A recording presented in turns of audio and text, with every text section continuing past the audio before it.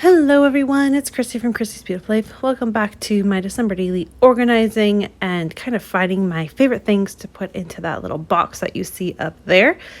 Yesterday's video was a live. I kind of talked through my decisions. Today's video is going to be me just doing it fast forward. I did find that everything I'm looking through today, really, there was only a couple bits and pieces that I added. There wasn't a ton. And I'm not sure if that was because, do you ever use things, you're like, I don't want to commit, right? Like, I don't want to say it's my favorite and commit to it and then not use it. I don't know if that was it or what, but I do find a few bits and pieces. That one was my Santa themed, Christmas Day themed one. These ones are my stickers. So these are all just kind of random stickers I've been given. A lot of them came in last year. I did a kind of a advent calendar with my friend Moira and Kristen, and so that's what these are from. I am going to add those Santas. That's from this year's December daily main kit anyways, so those are going back in there because they're so cute. I have my random bits little bin, and I found a single paper clip. I think that is all I get added from that one.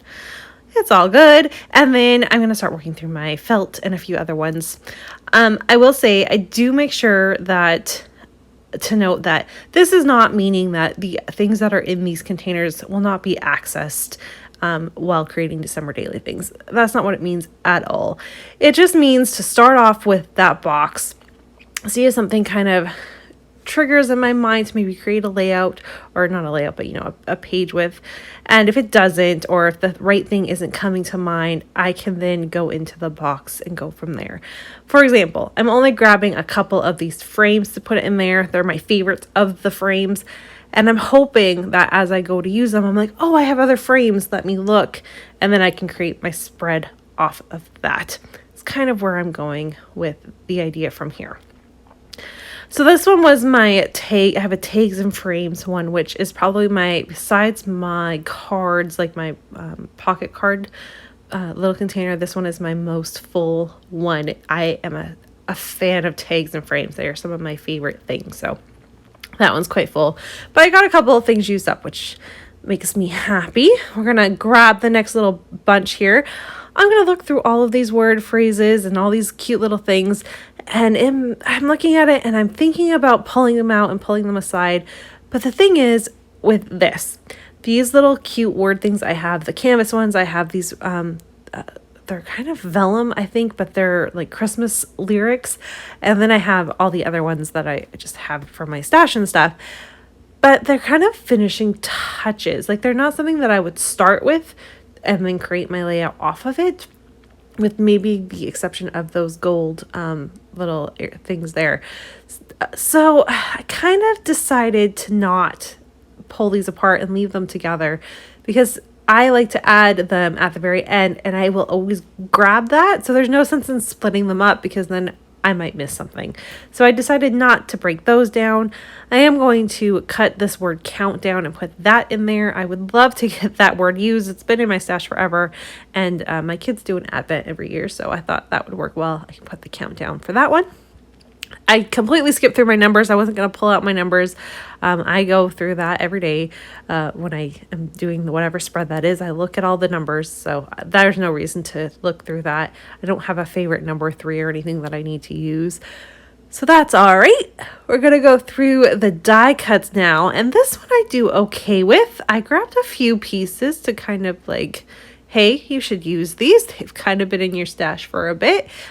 Maybe use them instead of hoarding them, and hopefully I will remember also to, if I don't use them, maybe I could put them on a layout instead of my December daily, because sometimes I forget that the things in these boxes can be used for both. So one of those things that I was happy with that one. I got like 6 little pieces in there, including another piece of candy for that shaker pocket I want to make about when we're doing baking or something.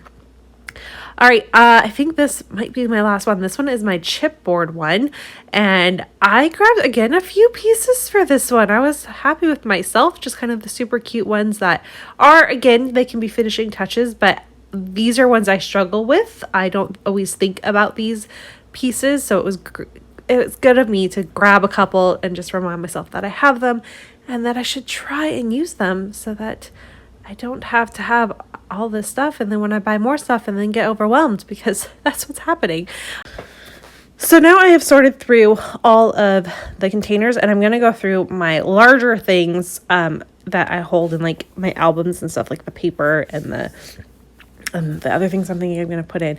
So I start to look through the paper. However, afterwards I changed my mind. I'm going to keep these in the album and look through them, but I do keep the canvas little tag things there, these transparency cards, and then the felt circles will be included in my little box, but everything else I'm just gonna keep them in this album. It's all that sort of stuff, the 3x8 cards and the transparencies and the little what is that, 4x8, whatever they are.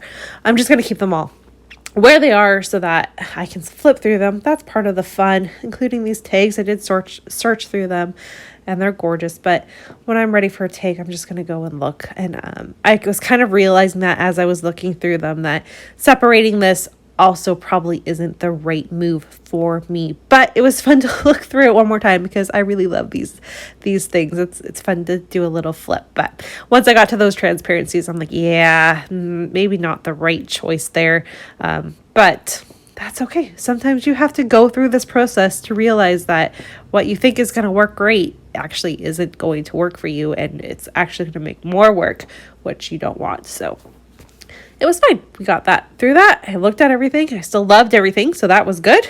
And now we're going to say this is done, and I'm going to come back live to do a little wrap up for you. All right, everyone. Super happy. I have my kind of goodie box of the things that are my favorites from all of my collections. Again, this does not mean that I don't get to still go into all of the containers and have a look to see what works. These are just my favorite things. I'd really like to try to use some of them in my December daily this year. So that was a lot of fun. Really excited to have that done. I hope you enjoyed the process. If you missed yesterday's video, it is up there. It's a bit longer because I literally talk through it all versus being a sped up process video like today's was. So I hope you enjoy, and I'll see you again soon with some more. Maybe we'll start working on some foundation pages next. But yeah, there we go. Organizing my December daily. Super happy. Bye, everyone.